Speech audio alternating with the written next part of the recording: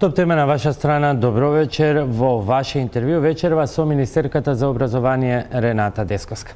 Образование на 21. век или има ли крај за експериментите во образовниот систем и конечно одржлива стратегија? И како да се стигне до тоа и до тој квалитет, кога само 4 основни училишта ја добиле највисоката оценка 4 и тоа од државна институција, Државниот просветен инспекторат. Какви се новости се подготвуваат и ќе се применуваат од следната учебна година или таа по неа, тоа се само дел од прашањата како што реков, ова е ваше интервју, па ќе морам од многу мои да се откажам, бидејќи во меѓувреме пристигна многу прашања на социјалните мрежи, од професори, наставници, синдикати, граѓани. Почнуваме со ред. Министерке, добро вечер и добре дојдовте во топ тема на ваша страна. Еве за почеток со она што беше најново денеска, промоција на нов договор или договори за обука и едукација на среден стручен кадар во Скопското средно училиште Михајло Пупин. Пронеден ли е конечно рецептот за ова болна точка од образовниот систем на расчекор помеѓу потребниот и продуцираниот кадар? Средното стручно образование, за жал, во изминатиот период беше некако занемарено и не многу атрактивно за учениците. Јас, кога влегов во Министерството, тоа беше период кога беа и уписите за во средните училишта и се соочив со еден притисок од учениците да бидат запишувани во гимназиите. Дури морав да проширувам бројки во одредени гимназии за да можат да се задоволат потребите на одлични деца кои што сака изразија желба да се запишат. Од друга страна, средното стручно образование беше некако ставено на маргините и немаше многу интерес.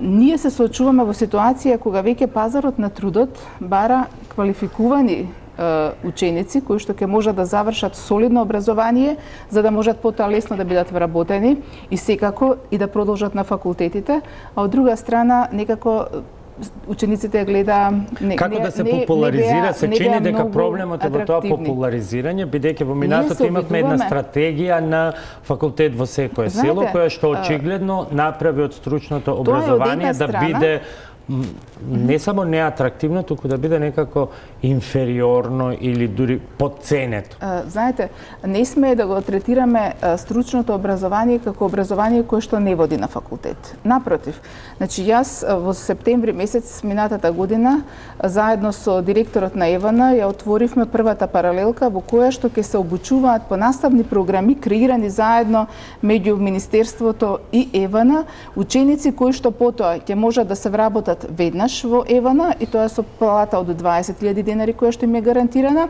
но исто така тие ученици ќе можат и да продолжат на факултет. Значи не значи запишувањето во средно стручно дека тие деца мора да останат со средно образование. Напротив, тие ги прави и покомпетитивни за стручните факултети, например електрофакултети, машински факултети. Сега со денешното потпишување со 6 компании од Македонија кои што ќе помогнат, заедно ќе се искреираат наставни програми и ќе се обврзат тие 6 компании, значи во тие паралелки кои што ќе образуваат профили што се соодветни на нивните потреби, ќе бидат запишани 80 ученици, од тие компаниите потпишуваат договор дека ќе вработат 57 ученици најмалку, значи направена е дистрибуција според нивните потреби. Меѓутоа бројките се некако немилосрдни. Од друга страна, податоците на стручните служби и на Министерството и многу истражувања покажуваат дека она што се е како бројка, иако средното образование е задолжително, Македонија има бројка од околу 30% од учениците кои не го завршуваат средното образование и таа бројка најмногу доаѓа повторно од овој тип на училиште. Знаете како, кога е задолжително образованието, ние мораме да водиме сметка дека сите ќе мора да бидат запишани. Но има таа бројка. Но факт е дека има една граница во законот дека кога ќе постигнете одредена возраст, ако не ги завршите, значи не значи по секоја цена ако некој се запише во средно дека мора да го заврши. Наставниците треба да бараат знаење за да се помине во следно оделение.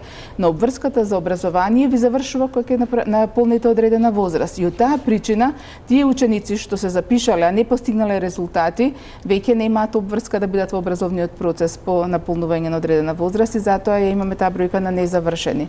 Но тука го отвараме веќе прашањето пак зошто?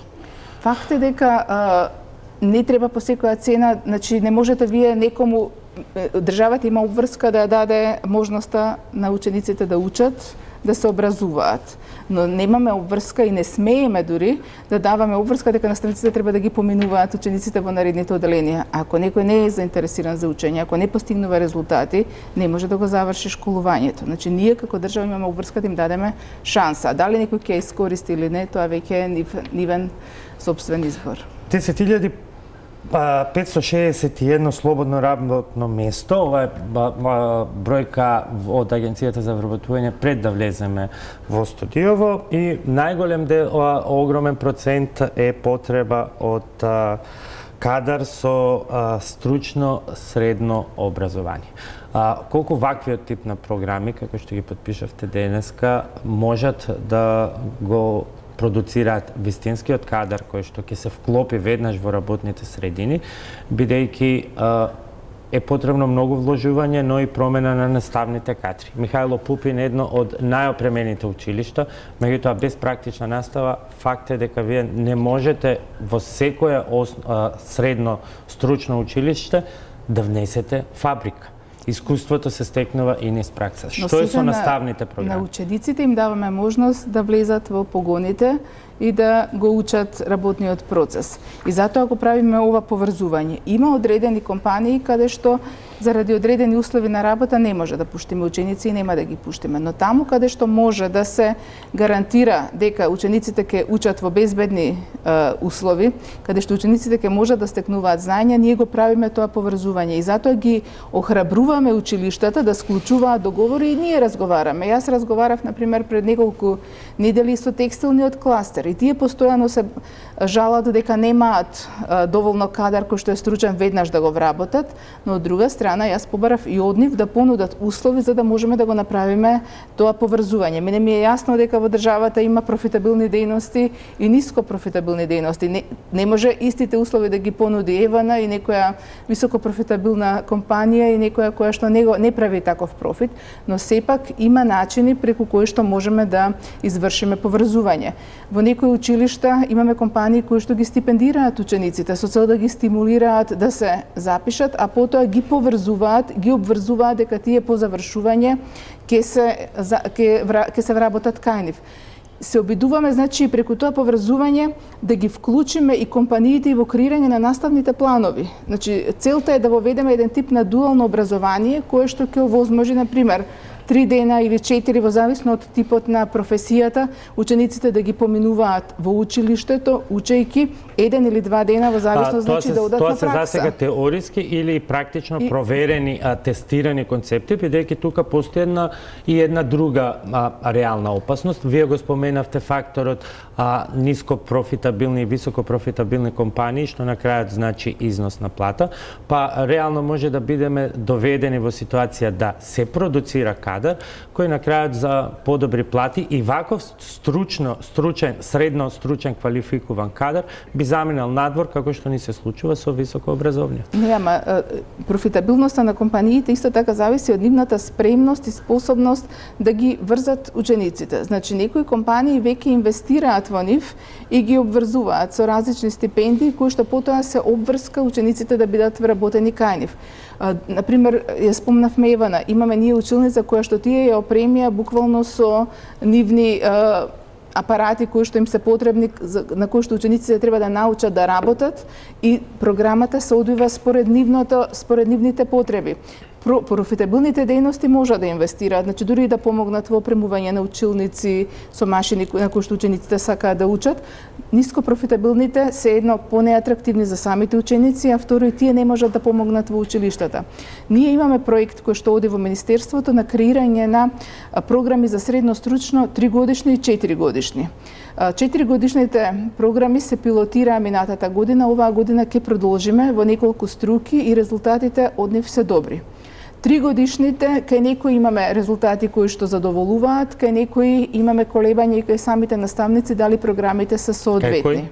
Значи, има одредени програми каде што наставниците самите велат дека програмата каква што е направена не соодветствува на она што тие се спремни прво да го предаваат и второ она што практично би било потреба на пазарот. Значи имавме во електроструката, во разни струки, бидејќи она со што јас се соочив кога влегов во министерството беше еден парадокс дека искреирани се 90 различни профили преку тој проект за 3-годишно стручно образование. 90 профили се премногу. Значи, тие се премногу за било која земја, бидејќи ни една земја не може прво да создаде квалитетен кадар што ќе ги обучува учениците, затоа што наставник не може да предава 100 предмети или да биде спремен да ги обучи во различни, но исто така и ни една земја не може да направи инвестиција во опрема за сите тие профили.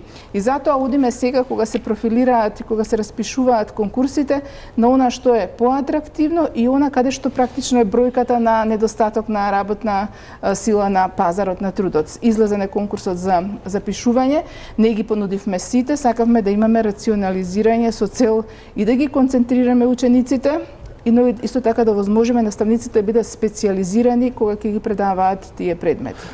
Очигледно да поставив преамбициозна цел да ги поминеме сите новости кои што се планирани и во основното и во средното и високото образование. Има многу прашања, па почнуваме со ред. Ајде што всушност уште една актуелност која што предизвика различни коментари. Центар за талентирани ученици. Создаваме елитизам само за во Скопје? Не. Значи, Центарот за талентирани ученици е нешто што сакаме да го развиваме во повеќе градови, но и во различни форми. Ние предвидовме во нашата програма дека ќе развиваме центри за талентирани и сега сме на почеток на таа идеја. Веројатно дебатата на која што вие мислите е поврзана околу математичко-информатичката гимназија, во која што ќе биде математичко-информатичка гимназија во која што ќе се запишуваат ученици од цела Македонија, со тоа што на овие ученици ќе им биде обезбедена стипендија доколку имаат висок успех во учењето, но исто така ќе им биде обезбедено сместување и во ученички домови кои што ќе биде на сметка на државата. Целта е оние ученици кои што се навистина добри по математика, по физика, да можат да стекнат образование средно, квалитетно, кое што ќе биде компетитивно со нивните врсници од Европа и од светот. Но исто така, отворивме можност со Законот за математичко-информатичка гимназија, ова гимназија да функционира не само како гимназија, туку да функционира и како центар за талентирани ученици во кој што ќе можат да се организираат курсеви за ученици кои што ќе бидат краткотрајни. Ајде сега, зошто? Ако сакате некој да спремате ученици за одредена тема по физика, ќе се објави повик во кој што ќе конкурираат ученици од цела Македонија и тој курс ќе биде или во тек на зимски распуст, или во тек на летен распуст, така што апсолутно не станува збор за елитизам, туку напротив да им се понуди на талентираните ученици можност да се надоградуваат. Сега јас имам обратно прашање. Што е со неталентираните или просечните, бидејќи ако ги следиме резултатите од меѓународните истражувања, последното е PISA од 2015 година, ние проблемот на македонското образование е овдека, а и токму овде, 2/3 едвам би добија двојка и тоа во категориите писменост, јазична писменост, математика и природни науки. Значи, не мислам дека тоа е прашање веќе за неталентирани или талентирани, туку тоа е генерално прашање за сите ученици. Фигуративно беше просечни, се извинувам и кон гледачите. Она што, како изгледа PISA тестирањето? Значи, се прави ние сега имавме минатата недела, одеше цела недела тестирање во различни градови. Значи, во Државниот испитен центар се правеше селекција по случаен избор на ученици од училиштата во прва година, значи средните училишта, каде што по случаен избор беа извлекувани и им беа давани тестови. Она што е забележано на претходното тестирање е дека учениците практично не го ни решавале тестот до крај. Туку ќе почнале да решат, бидејќи тоа се обемни тестови и знаејќи дека тоа не влијае на нив, не влијае на успех, не влијае на ништо, дури не го решавале до крај тестот. И затоа во еден дел од проблемот е со тие резултати. Ние оваа година се обидувавме, јас сум свесна дека не успеавме секаде, прво да ги анимираме директорите и наставниците дека тестирањето е значајно за нас и да им укажат на учениците дека треба барем да се обидат до крај да го решат тестот. Да не едноставно го отворат и да го... Имате ли сознание дали е тоа дали не може да го решат бидејќи е претежок, времето е мало или значи за жал во некои училишта и реакцијата е дека не е битно ова тестирање, нема потреба да се мачите до крај да го решавате. Значи имало и такви случаи. Добар дел од директорите, значи јас имав и една средба со сите директори кои што се во средните училишта со цел да им укажеме на значењето, се посветија и им укажаа, но исто така баравме да нема посебно спремање на учениците, бидејќи тие не ги знаеа кои ќе бидат, случајно ги дознаваа по случаен избор, значи беше правена селекцијата за да добиеме реални резултати. Мене не ми треба некој да им решава тестови па да се покажеме дека сме подобри од што сме. Туку едноставно само да им го објаснат начинот на решавање, бидејќи учениците не се соочени предходно со таков начин на решавање, да знаат што кога ќе го добијат тестот, што треба да прават и како се решава тестот и да им укажат на значењето. Ќе ги видиме резултатите. Значи, мислам дека прво, ние треба генерално да се работи во Македонија на мотивацијата на наставниците и на учениците во образовниот процес. Да сватат дека практично тоа е инвестиција во нив самите ученици, но исто така и покажувањето на реалните резултати од нивното знаење исто така значајно за Република Македонија. Не не водат ли овие резултати од PISA тестирањето без оглед на фактот што вие ве велите? Некои се откажуваат на половина, не се мотивирани или ред други причини. Не води ли до основата на проблемот? А тоа е описменувањето кое што треба да се случува во основата, односно во основното образование и проблемите кои што постојат тука. Практично и PISA тестирањето се спроведува на ученици од прва година и ги покажува резултатите од основното образование. Факт е дека има сериозни пропусти во изминатиот период во сферата на образованието и она што значи начин на учење на учениците, начин на образување, селекција на она што е битно. И ние се обидуваме сега, почнавме еден процес на измена на наставните планови и програми, кои што е во тек. Изготвени се наставните планови и програми од прво до трето оделение, со оглед на тоа што свативме дека често пати квантитетот кој што им се даваше на учениците не резултираше во квалитет, обидувајќи се наставниците да поминат многу содржини кои што им се ставени во наставната програма, не влегуваат во длабочина на знаењата. Знаењата или наставните единици беа презентирани одвоено едно од друго, без да се ученикот да ги поврзува знаењата, да извлекува што е суштината. И од тие причини сметавме дека треба да се тргне кон креирање на нови наставни планови. Наставниот план за прво оделение беше објавен веќе неколку месеци на веб страната на Министерството и добивавме различни коментари од причина што јас сум свесна дека во изминатиот период нашите ученици беа често пати подложувани на експерименти кои што не беа проверени. И видовме дека кога се влегуваше со нови наставни програми, се влегуваше хаотично. Например, влегувате во 6-то оделение, влегувате во 9-то оделение без да се води сметка за континуитетот. Одлуката која што ја донесовме во Министерството е да одиме сега со пилотирање на новите наставни програми. Јас не сакам од учениците да правиме експериментална... Што значи тоа пилотирање, бидејќи еве ако може би за Законот за високо образование добивте безмалку акламација на јавна сцена со известни мали забелешки, ќе слушнеме прашање од дел од вашите колешки, професорки. Во овој дел има многу нејасноти околу тоа дали не се избрза со ова предизборно ветување.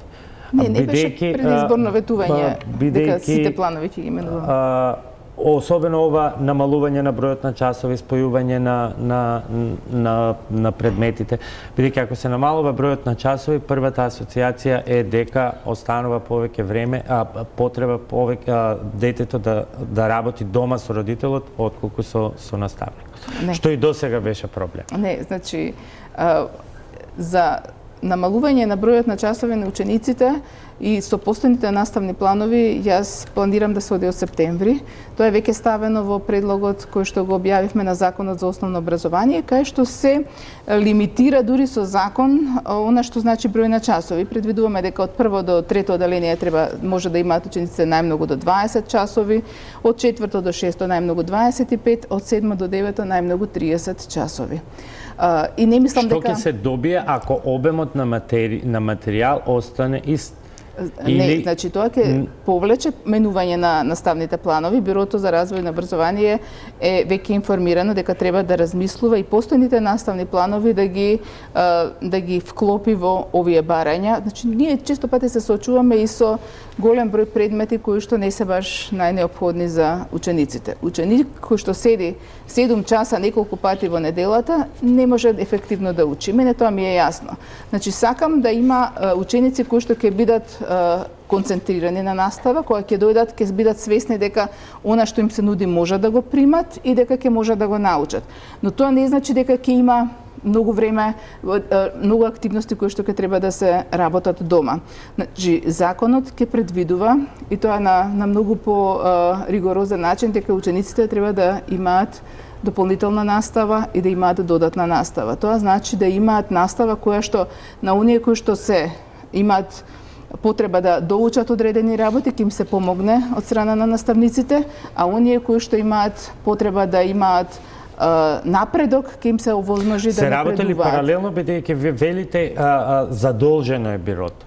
Сега вие ги правите измените, што ако бирото не стигне да ги скрати наставните програми. Значи ниф им е кажано уште пред месеци нешто дека одиме во таа насока, дека тие веќе си имаат комуникација со стручни лица кои што им помагаат околу тоа профилирање, така што кој ќе стапи и сакав да бидат спремни, кој ќе стапи законот во сила, да бидат спремни, тие веднаш треба да ги приложат до Министерството за да можеме да ги усвоиме, бидејќи процесот е врзан. Бирото предлага, Министерството ги усвојува, но не би сакала да биде апан со спатија да речат немаме време, така што тоа им беше најавено и моите информации се дека веќе работат на намалувањето на бројот на часови и развој на концепт кој што би се вклопил во потребите од законот. Значи, целта е ученик да го пуштите на концерт или вие да отидете на концерт, 7 часа е навистина премногу. Концентрација човек нема на комедија да седи 7 часа, а не да седи на Меѓутоа, исто така е факт дека на хартија или како стратегија и деветолетката изгледаше како солидно разработен концепт, меѓутоа во Македонија нема ниту едно основно училиште кое што има целосната опрема за спроведување на тој тип на интерактивна настава предвиден со деветолетката, пропишана согласно стандардите за методички помагала и така натаму. Деветолетката кога се воведува и секи кажеме причината која е заради која што ќе остане деветолетката, нема да одиме на нејзино укинување покрај тоа што многу луѓе дојдоа со сугестија дека децата се премали да одат во школа на 5,5-6 годишна возраст, зависно кој како наполнил години. Целта на воведување на деветолетката и целта на останување на деветолетката е да имате максимален опфат на учениците, односно на децата, од најрана возраст во образовниот процес. Факт е дека градинки има многу помалку, значи инфраструктурата и мрежата на градинки е многу помала отколку што е на училиштата. А исто така е многу битно и сите анализи кои што се правени во сферата на педагогијата, на образованието, покажуваат дека колку помало детето го вклучите во формалниот процес на учење, толку неговите резултати се подобри. И од тие причини практично е воведена деветолетката и сега ќе остане со цел да дадеме можност децата да влезат во образовниот процес. Не се размислували за преземање на предшколското образование во рамките на Министерството за образование, односно преземање од Министерството за труд, бидејќи податоците покажуваат дека во Македонија само 30% од децата на возраст од 3 до 6 години се во градинка, другите се кај баба, дедо и сите што можат да помогнат. Ние работиме секторски со Министерството за труд и социјална политика. Значи, практично, малтене секојдневно се координираме. Настапите кои што ни се пред меѓународните донатори кои што помагаат во развојот на предучилишното образование, на училишното образование, ние координиран. Стратегијата за образование која што ја работевме секторски, така што во моментов формално превземање нема да има, од причина што Министерството за образование е преобременето со активности. Значи, имајте во предвид дека не мора да е тоа формално преземање, меѓутоа поголема надлежност на Министерството врз воспитниот процес, бидејќи со тие 30% на опфат на децата ние сме на дното на Европа. И ако вие велите дека со едукацијата, образованието и воспитувањето треба да се почне од што порана возраст, и тоа е една од причините зашто не ја укинувате деветолетката и таа граница од 6 години, тоа значи предпоставка дека треба да се вратиме како во концепцијата и чекор назад. Со оние 70% кои што доаѓаат директно од вон институционални услови. Значи, една од целите на измените во прво оделение е практично да се прилагоди програмата на капацитетите, но и на возраста на учениците. Значи, едно е да им дадете на учениците да учат броеви до 100, друго е да им дадете до 20 во основното образование. Едно е да ги постројувате дека мора првиот час да им биде секогаш, не знам, математика, вториот да им биде природни науки, третиот не знам што.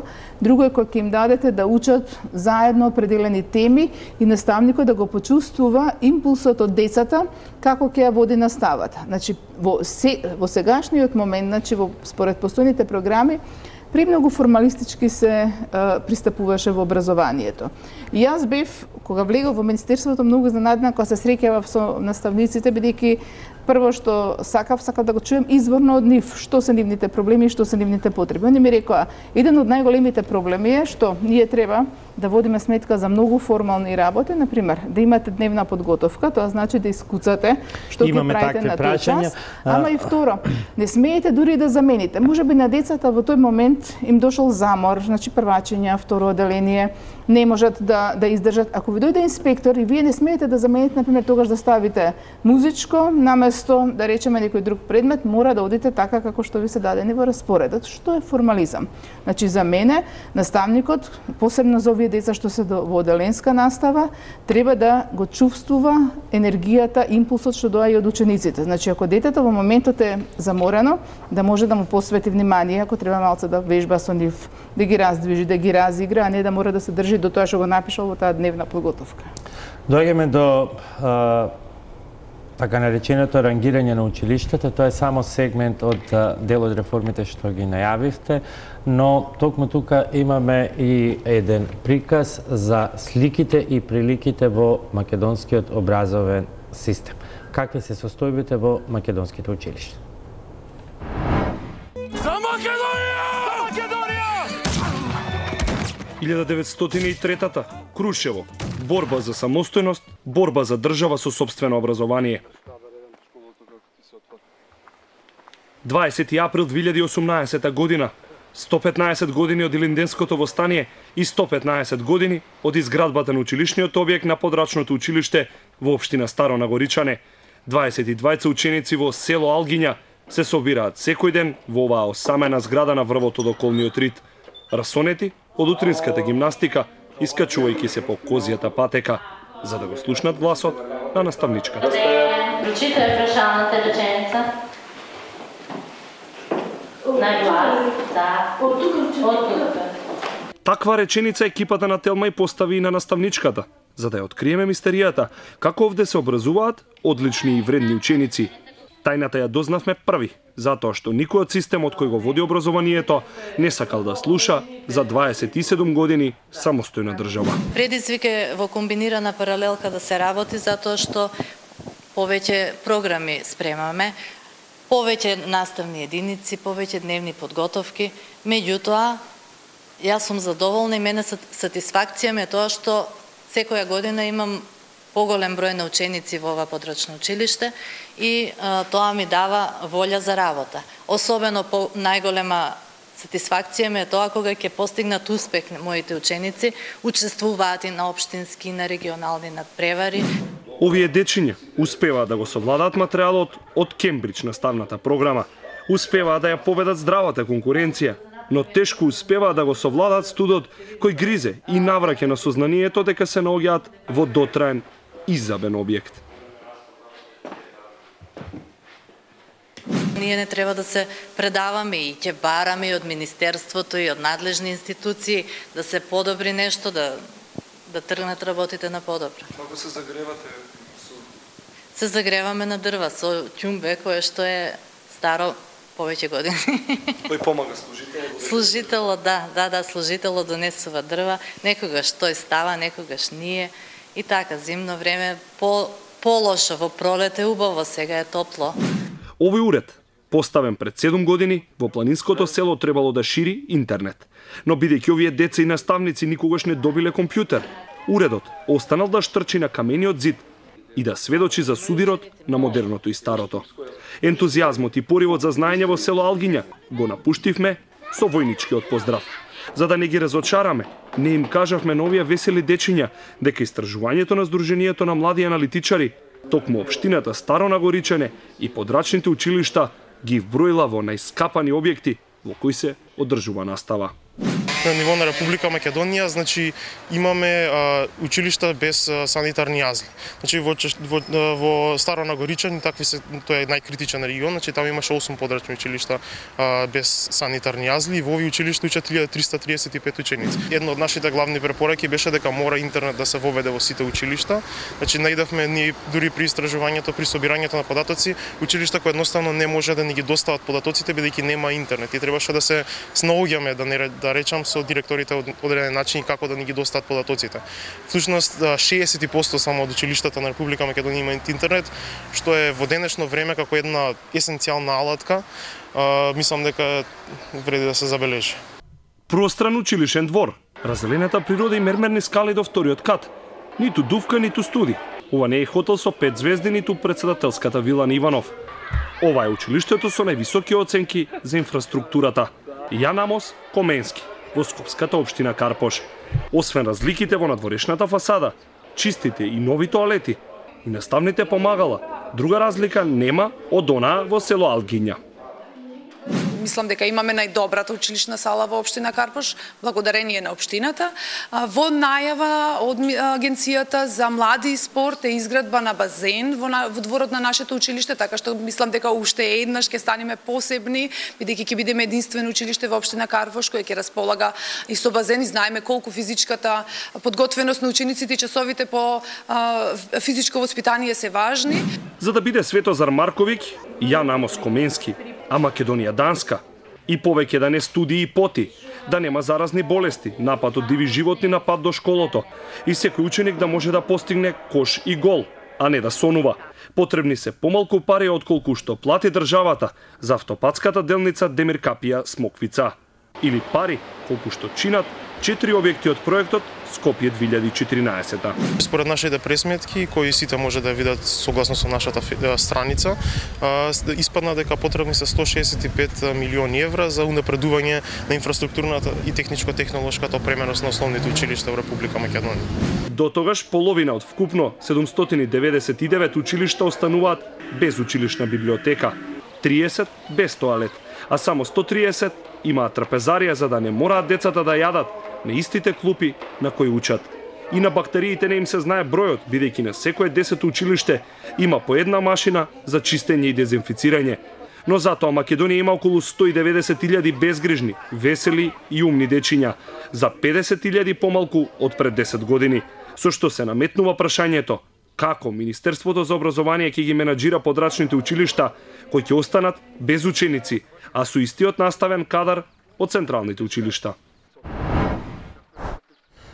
Тоа беше само едно истражување на актуелните состојби од многуте кои што се прават, министерке.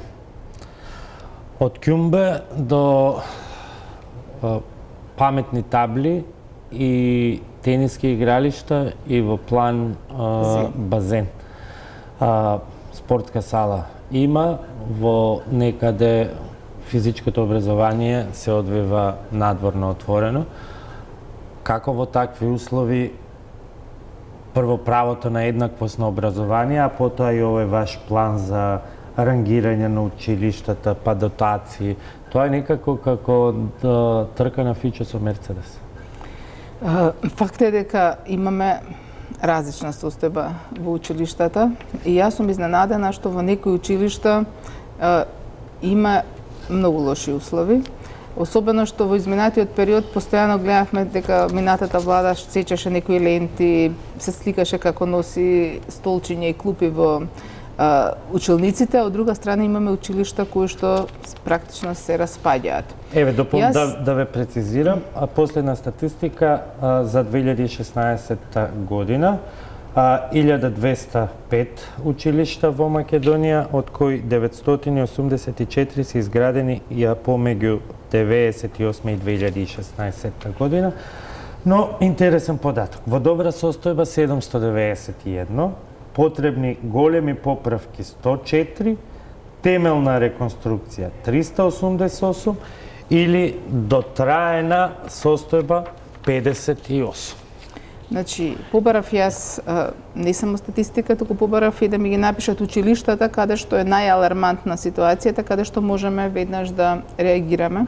Тој список го доставив и во владата и разговаравме за наоѓање на средства, дел да бидат покривани од буџетот на Министерството, но дел да бидат финансирани од средства кои што беа пренаменети од други извори генерално на ниво на влада, но исто така и алармирав кај некои градоначалници и тие да се обидат да помогнат заеднички партнерски да се До кога дали е ова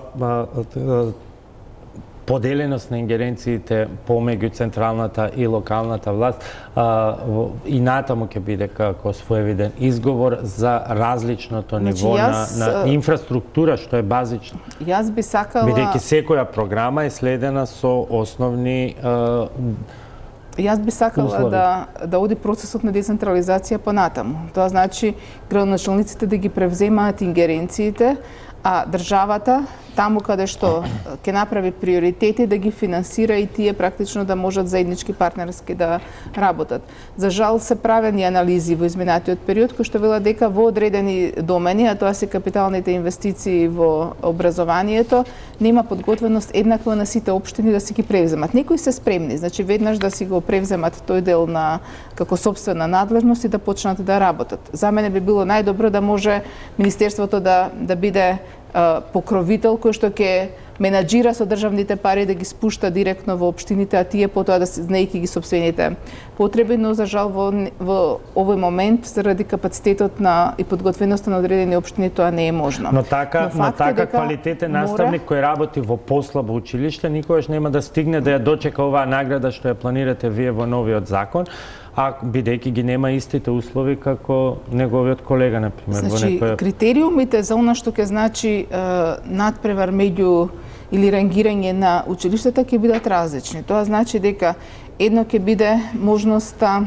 на наставникот која што во пренесувањето на знаењето да го стимулира ученикот да учествува на различни надпревари, бидејќи ние и овдека и во централни градски подрачја гледате училишта кои што вложуваат во мотивацијата на учениците и во нивното знаење и училишта кои што не се многу посветени на тоа. Значи, сакавме да направиме концепт кој што ќе ги направи наставниците да се надпреваруваат. Ова што го гледавме како пример е пример на подрачно училиште, училиште кое што практично гравитира кон едно централно училиште. Значи, тоа не е сам посебен субјект, значи тоа е дел од едно централно градско училиште кое што ќе може да се надпреварува. Сите повеќе фактори ќе бидат. Едно ќе биде сакаме да направиме концепт. Да, меѓутоа тоа училиште не може да остане во услови кои што не се ни од 20-тиот, туку се од 19-тиот век. Јас се сложувам и ова е дури искрено зборувано едно од не е толку лошите училишта кои што се подрачни единици. Значи има во многу полоша состојба училишта кои што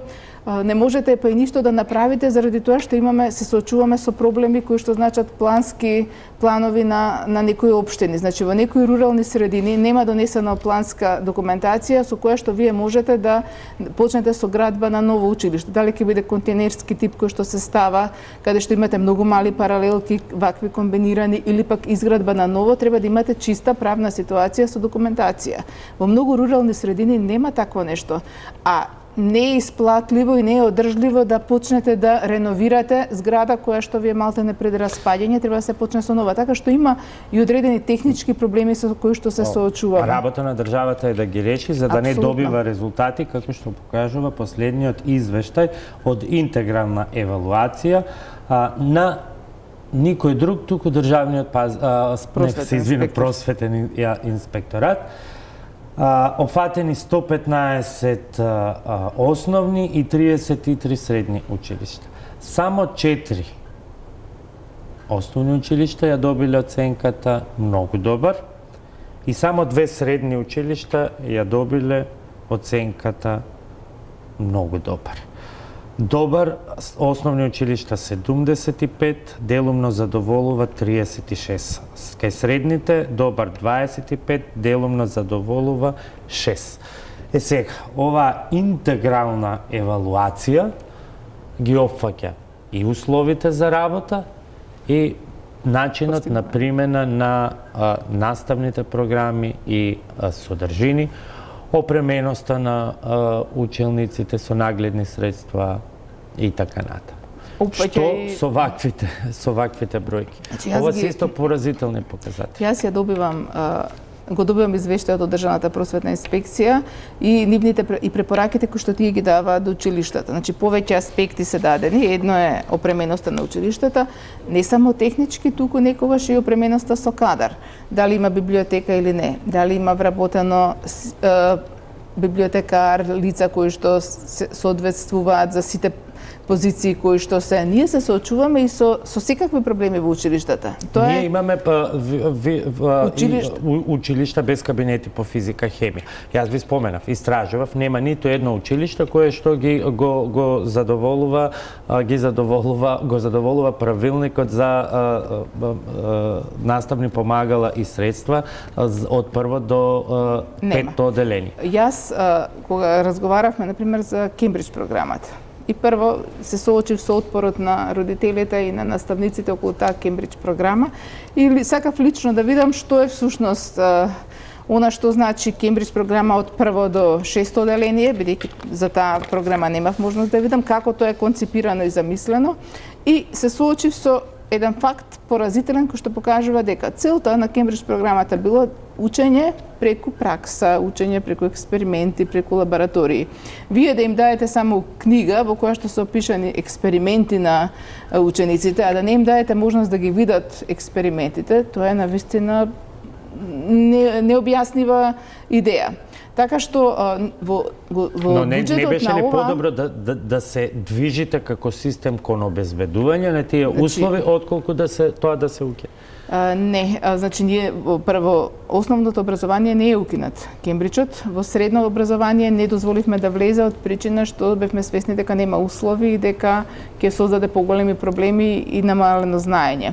Оваа година предвидовме во буџетот, и тоа ќе го реализираме, материјални средства за обезбедување на лаборатории.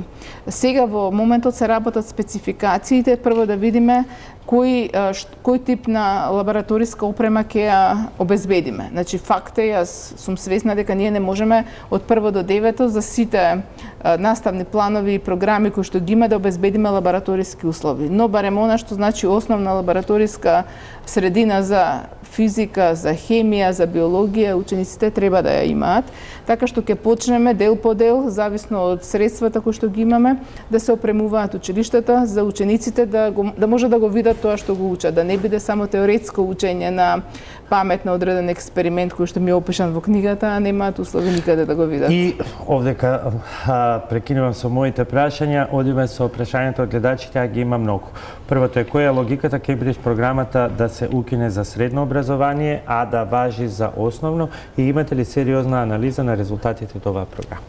Се од сега ќе ве молам за поконцизни одговори, бидејќи бројни се прашања. Правени се анализи, дури и одредени факултети дебатирале за Кембридж програмата, а има и policy paperi, истражувања кои што ги правеле невладени организации од стручни лица кои што ми се доставени.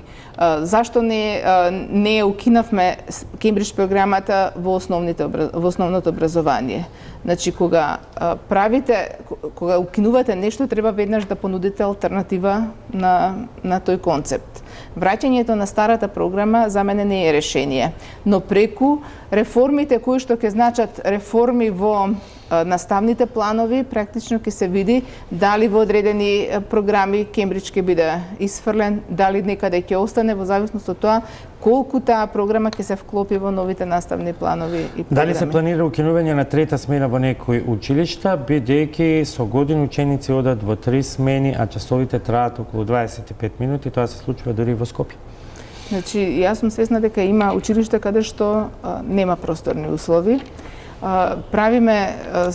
Се обидуваме учениците да бидат дисперзирани на еднаков начин во училиштата, но факт е дека во основните училишта имате она што се нарекува регионален пристап на упис. Значи, јас не можам да земам дете од аеродром, например, која што е пренаселена населба, да го терам да учи во друга населба. Туку треба да создаваме услови во таа населба да се изградат доволно училишта. Добро. За да се дали одлуката за воведување на предметот природни науки не е избрзана и не беше ли потребно и не требаше ли да се донесе по обуката на соодветен кадар на нови студиски програми по природни науки на ПМФ? Значи, она што ќе значи, ако веројатно се мисли на светот околу нас како предмет кој што се воведува во прво оделение. Значи, јас ви реков дека ќе пилотираме, ќе се воведе во одреден број на училишта, да видиме како ќе бидат ефектите од таа програма. Целта беше практично кумулирано знаење и врзување на повеќе наставни програми во еден предмет, така што секако анализите ќе стојат пред да се донесе одлука да се внесе целосно во сите училишта. Дали се води контрола како се одвиваат часовите по физичко воспитување, имајќи го предвид лимитираните услови, а зголемениот број на часови? Значи, она што е од прво оделение во оделенската настава, значи до 600 физичкото образование, факт беше дека често пати заради немање на просторни услови, но и заради одредени субјективни причини од одредени наставници не беше спроведувано, не беше остварувано како физичко образование, туку беше заменувано со некој друг предмет. Сега во новиот концепт кој што се воведува, кој што, значи, рековме ќе го планираме од прво оделение, наставникот по оделенска настава заедно да ја држи наставата во тандем со наставник по физичко образование. Целта е да се пристапи стручно и професионално во остварување на оваа настава на учениците, имајќи во предвид истражувањата кои што покажуваат дека учениците од најмала возраст се соочуваат со деформитети на рбетот, кои што е од неправилно седење, од недоволно раздвижување, така што од тие причини сакаме да дадеме можност лица кои што се едуцирани во таа област, кои што ќе дојдат во патики и во тренерки, да можат да спроведат настава по физичко со учениците од прво до пето, а не наставничките кои што доаѓаат во сукњи и во серија прашања со инклузивноста на децата со посебни потреби. Има ли МОН посебна организациона единица кој е надлежен за нив и заштитата на нивното право на образование? Дали министерката знае каков е третманот на децата со аутизам во основните и средните училишта? И може ли да наведе барем еден позитивен пример каде дете со ваква состојба е целосно интегриран во образовниот процес? Значи, во првиот момент кога влегов во Министерството, практично се соочив со проблемот да обезбедиме инклузивно образование за децата со посебни образовни потреби. И За среќа, во тој момент веќе бевме во разговори со UNDP за програми за персонални асистенти кои што ќе им помогнат на учениците подобра интеграција и помош во образовниот процес. Сега во новиот закон ние практично ги ставивме како обврска на државата од државниот буџет да се финансираат личните асистенти на учениците со посебни образовни потреби. Целта е да им овозможиме тие полесно да се запишуваат во редовните училишта и да се вклопат во образовниот процес. Јас разговарав и со лица кои што се стручни во таа област, дефектолози, луѓе кои што ја работат областа, но и луѓе кои што имаат проблеми лични, семејни дома, за тоа како најлесно можеме да излеземе од овој процес и од овој проблем, да им помогнеме на овие ученици.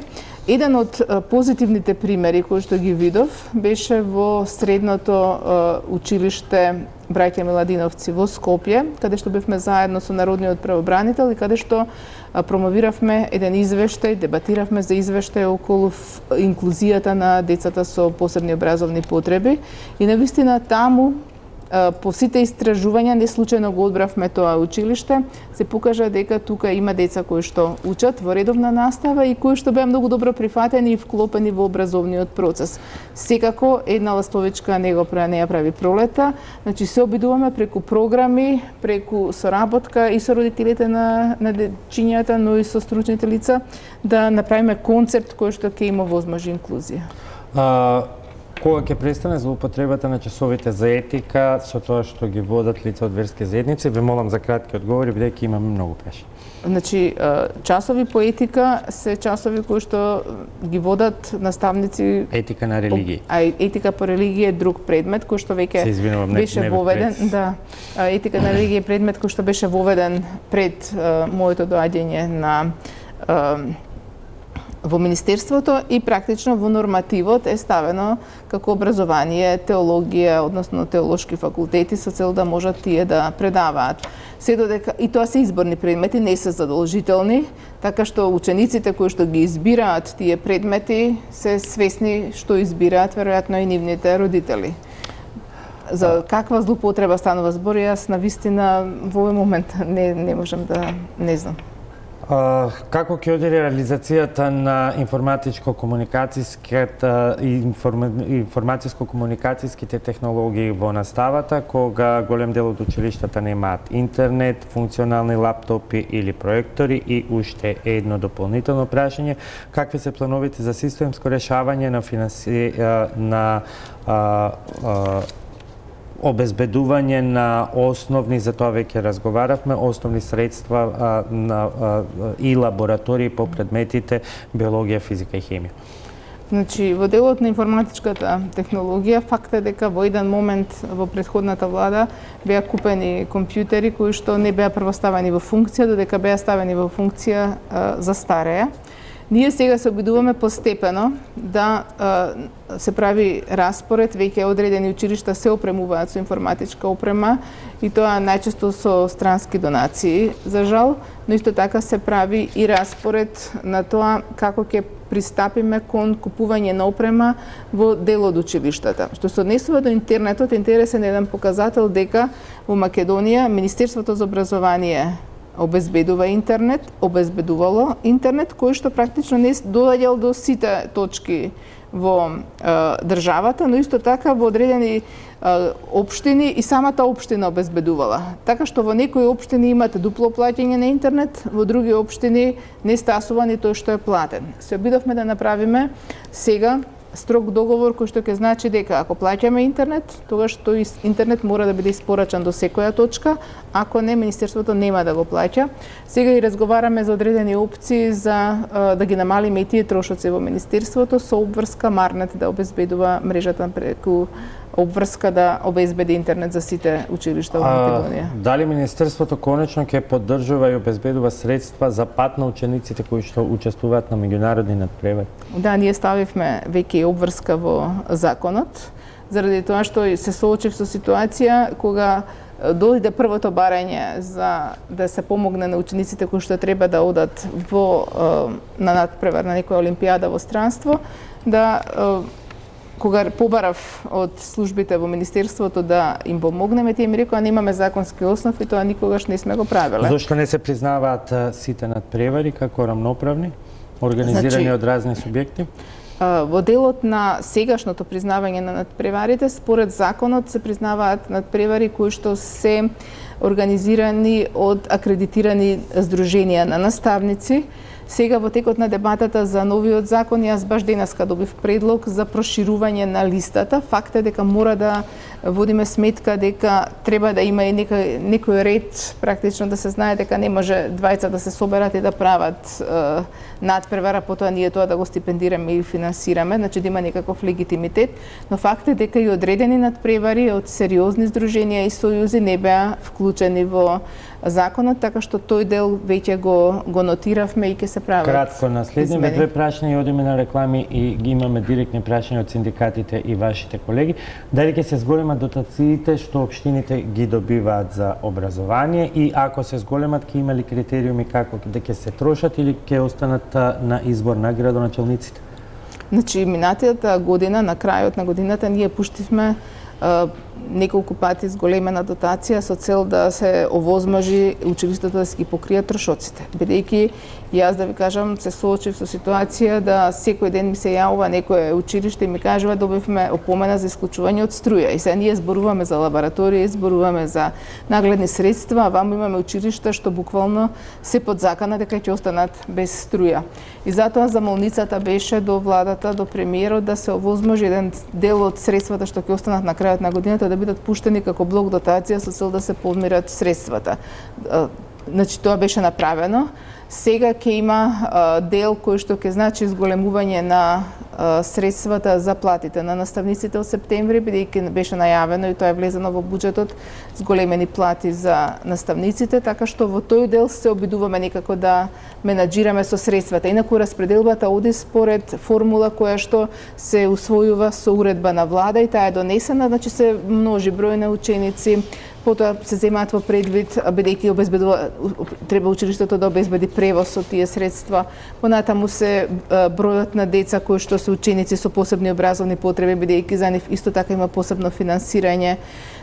Така што повеќе аспекти се кога се пресметува формулата за блок дотацијата. Зошто не ги нострифицира магистерските дипломи од врни универзитети и институти што траат една година, 3+1, кога такви програми се секаде во Европа? Се нострифицира се што е доставено како документ согласно со законот. Инаку ние нострифицираме не само едногодишни, туку нострифицираме дури и дел од образование. Значи јас кога добивам решенија кои што треба да се потпишат за нострификација, се нострифицира стекнато дел од образование, се нострифицираат магистерскиот една година, се нострифицираат магистерскиот 2 години, се нострифицираат специјалистички студии, така што Што ќе се кратат часовите, што ќе се случува со наставниците? Значи ние паралелно со намалувањето на фондот на часови за учениците предвидовме и намалување на фондот на часови за наставниците.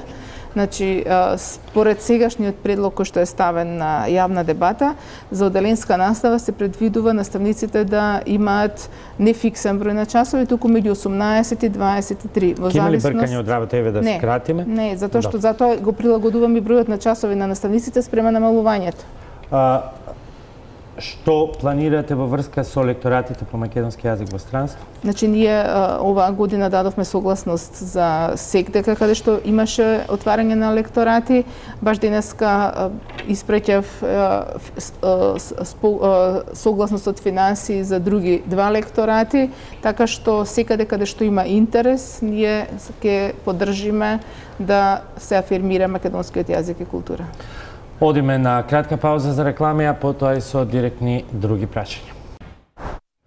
Продолжуваме понатаму со дел од стручните асоциации. Повеќе од 40 прашања беа пристигнати, значи по една минута да одговора министерката на сите, ќе ни треба уште време. Затоа во среда ќе имате информација точно кога одговорите од Министерството за образование на сите ваши прашања, ќе можете да ги најдете на интернет страницата на Топ тема на ваша страна. и на нашите социјални мрежи. Во продолжение, првото прашање од председателот на СОНК Јаким Неделков.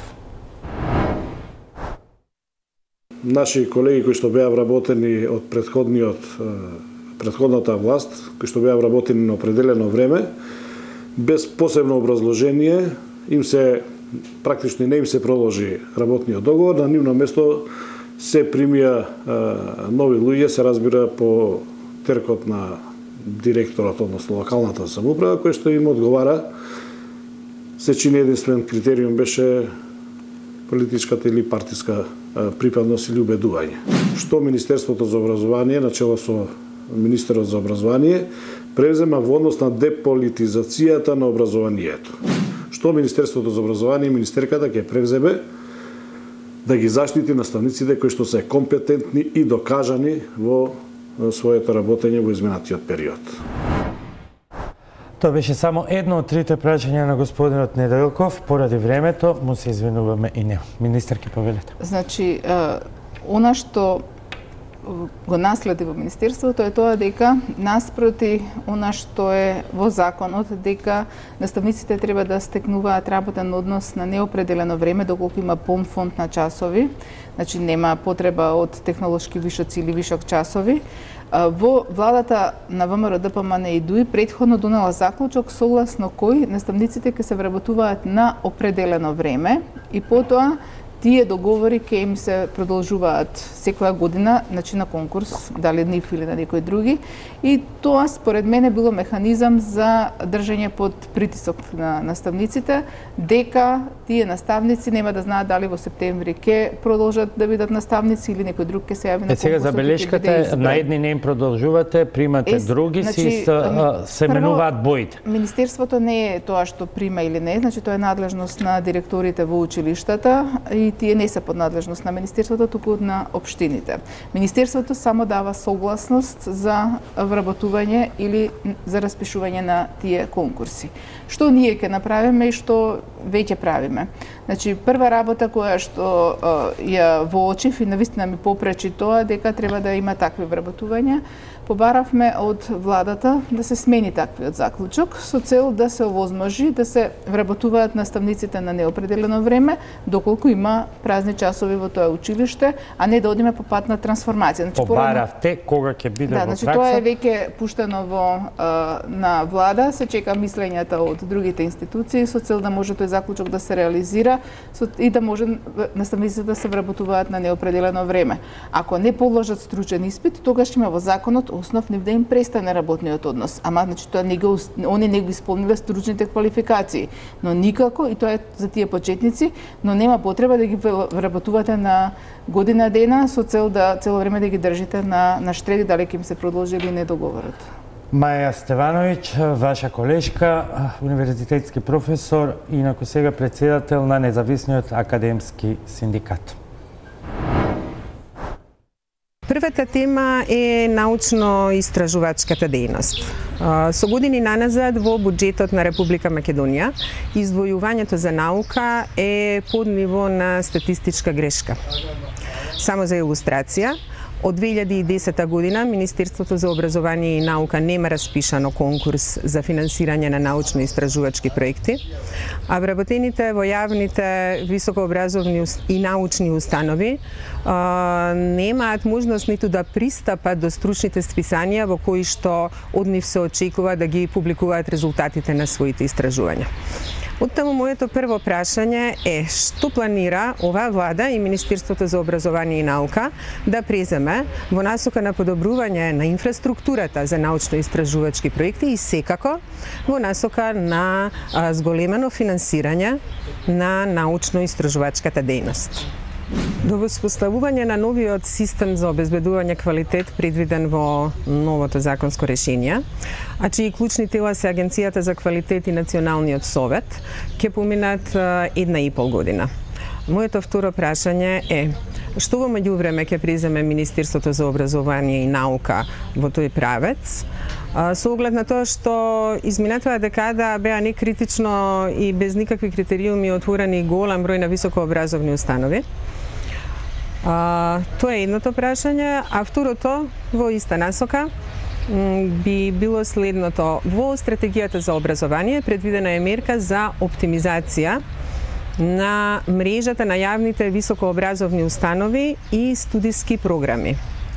Дали е отпочнато со реализација на таа мерка и што планира да преземе Министерството за образование и наука? Платите на вработените во јавните високообразовни установи и во јавните научни установи повеќе од една деценија се на исто ниво. Тие се трикратно помали од платите на нашите колеги од регионот, за Европа воопшто нема да коментираме, но исто така се и далеку помали од платите на вработените во некои други сектори со кои традиционално сме биле на исто ниво.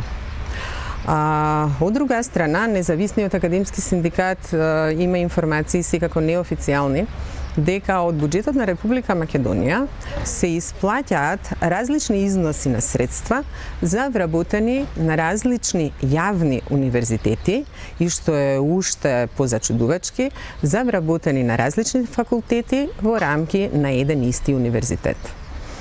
Оттаму првото моje прашање е дали планира владата да преземе нешто во врска со зголемувањето на платите на вработените во оваа дејност, кои што се веќе на недостоинствено ниво и не може да обезбедат задржување и привлекување на млади, квалитетни луѓе на јавните универзитети и секако во научните установи. И второто прашање е доколку е точна информацијата за нееднаквоста во исплатите на платите, дали и кога ќе се исправи оваа неправда и платите на вработените во целиот сектор јавно високо образование и наука ќе бидат изедначени. Благодарности до професор Маја Стевановиќ. Министерке, неколку прашања кои што веројатно заслужуваат цела емисија, меѓутоа мора да бидеме ефикасни во интерес на времето. Првото прашање, зголемување на финансиските средства за научно-истражувачка дејност.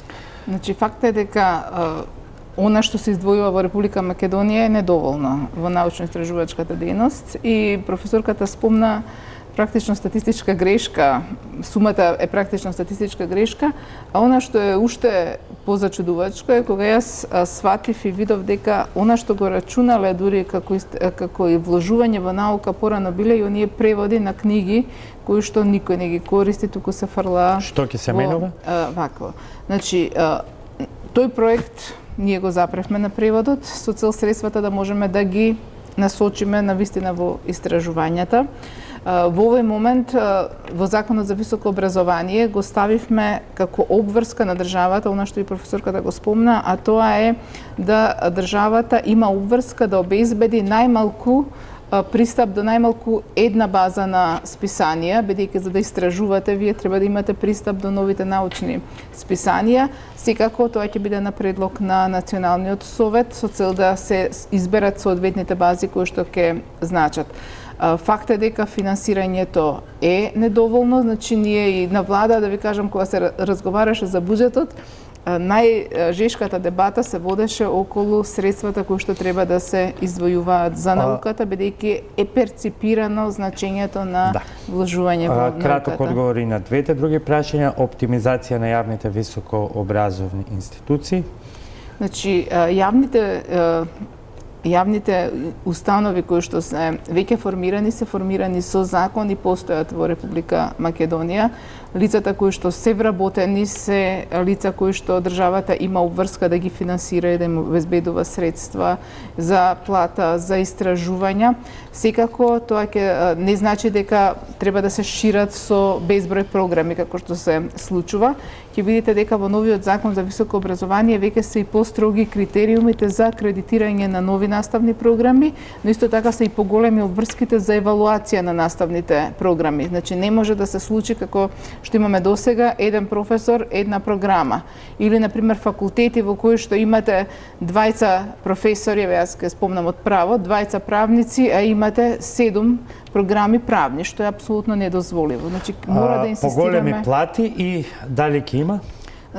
Средствата кои што во моментов се наменети во буџетот составени за плати, но вистина не се задоволителни. Јас доаѓам од образование, мене тоа ми е јасно, но морам да потенцирам едно дека од страна на државата се издвојува еднакви средства за платите во високото образование на јавните универзитети. Тука се мисли на она нееднакви плати, се мисли дека дел од факултетите велат дека исплаќаат дополнителни хонорари врз основа на сопствени приходи. Да, сите факултети немаат можност од еднакво собирање на сопствени приходи, од тука веројатно доаѓа таа нееднаквост. Но она што е од државата е еднакво и со оглед на тоа што мојата цел беше да им помогнеме на универзитетите во финансиското работење, ставивме во Законот за високо образование, а и почнавме и практично да го применуваме уште пред да биде донесен законот, дека државата ќе се превземе обврска да ги плаќа режиските трошоци на факултетите, бидејќи тоа не се случуваше до сега. Јас сум седела во предавална во која што немало парно, заради тоа што не било исклучено заради неплатени сметки, и од тие причини првото барање мое беше дека барем тие основни услови мора да ми ги обезбедиме. Не може студент да седи со капот, не може да се закануваат дека ќе ви случат струја, така што тие сметки ние веќе почнавме да ги плаќаме, но и ги ставивме како обврска било која идна власт да не се обидува да ги дисциплинира универзитетите преку тоа на едните ќе им плаќа, на другите нема да им плаќа. Одиме со три прашања од госпоѓа Сузана Тахир од поранешниот и се уште актуелен наставнички пленум. Како дел од работната група на наставничкиот пленум, а во соработка со Министерството за образование и наука, се поставува прашањето докаде се предлог измените на законите во образовниот процес кои допринесува за постигањето на реформските заложби, докаде е нивното имплементирање и сите останати форми на дебати, начин на имплементација во образовниот процес. Исто така беа најавени и понатаму соработка околу реформските заложби во образованието како начин на надминувањето на многуте проблеми. Прашањето се однесува во доменот на надминувањето на она длабоко вкоренета партиска машинерија во образовниот процес, бидејќи предлог измените на законите беа насочени кон тоа. Па до каде би било и кога ќе се реализира. Исто така проблемите околу намалените административни задачи на наставниците кои беа вклучени во делот на предлог измените не се уште реализирани. Се уште не е дефинирано што треба, а условите нема услови за тоа, па процесот е поприлично усложнет. Прашањето исто така е нејасно на статусот на Законот на Академијата на наставниците, неговата улога и воопшто неговата функционалност во образованието. И како исклучително важно, од страна на наставничкиот пленум, исто така сметаме дека е прашањето околу применетото знаење, кое што се планира во реформските заложби за средно стручно образование, дали се планираат реформи и во ѓимназиското образование со оглед на состојбите во кои што теоријата и праксата се многу слабо. Одиме сосема кратко, на вистина немаме време. Докаде се договорените предлог измени на законите? Значи, законот за основно го објавивме веќе на веб страната и тој е закон што произлезе практично од дебатите кои што се водеа заедно со наставничкиот пленум и со синдикатите. Деновиве се завршува веќе и завршено, сакам јас уште еднаш да го прегледам правнички законот за средно образование и тој ќе биде ставен на јавна дебата. Сите сугестии се добре дојдени, значи јас како што законот за високо го поминавме низ три различни верзии додека да го пуштиме во собрание и за овие закони очекувам инпут од сите наставници со цел да направиме најдобро решение. Инаку внатре ќе видат веќе има решенија кои што значат олеснување од административните пречки и оптеретувања што беа спомнати од професорката. Делот околу партиската машинерија веќе го обсервиравме со други прашања, намалени административни задачи на наставниците? Да, значи веќе ставивме дека и во законот стои дека оние подготовки за час на кои што наставниците најмногу се жалеа, нема да бидат обврска за нив, туку Бирото за развој на образование треба да има обврска да понуди на наставниците форми преку кои што тие би можеле да си ги спроведуваат часовите. Понатаму, во делот кој што се однесува на пополнување на одредени административни и информатички обврски, предвидовме дека одржување на веб страна, водење на е-дневник и други обврски ќе може да ги врши наставник кој што ќе нема доволен фонд на часови, а за таа своја обврска ќе добива во фондот на неговите часови 3, 6 или 8 часови во зависност од бројот на ученици. Значи практично оној кој што нема доволен фонд на часови да не стравува дека ќе го загуби своето работно место, туку ќе ги врши тие активности за другите наставници кои што имаат полн фонд на часови со цел да им овозможиме на другите целосно да може да се посветат на образовниот процес. Прашања се уште постигнуваат, јас на вистина се извинувам што сме прекратки овој пат со времето. За крај едно. Дали министерката е свесна дека се потребни радикални промени во основното и средното образование, почнувајќи од програма, наставен кадар, обуки на наставници и директори, а не мали козметички измени? Ако да, кои се трите радикални мерки кои би стартувале веќе од септември? Значи, ние практично тргнавме со таква свест во реформите и дури некогаш си мислам дека преамбициозно влеговме да менуваме наставни планови, да менуваме клучни закони кои што се во областа на образованието, така што во тој дел се што понудивме не е козметичка измена, туку напротив значи радикално менување на одредени концепти. Законот за основно е нешто што отстапува во најголем дел од одредбите од она што значеше претходен закон.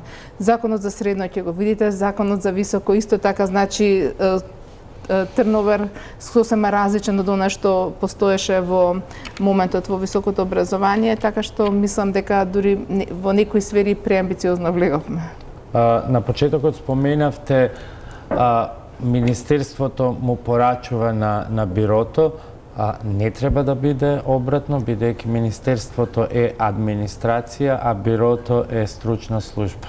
Ние цело време сме во координација со бирото, значи наставните планови кога ги разговараме и во изработката на законот има представници од бирото, така што сето што го филтрираме, што го пуштаме на јавна дебата е разговарано со они во делот, значи на основното и средното образование, но за цел да не одиме, да не чекаме формалностите да завршат, тие се и веќе информирани на каде одат политиките, учествуваат во градење на политиките и од тие причини чекаме да бидат и тие спремни за да можеме заедно да ја туркаме работата. Инаку едно без друго во делот на основно и средно образование не можеме да функционираме.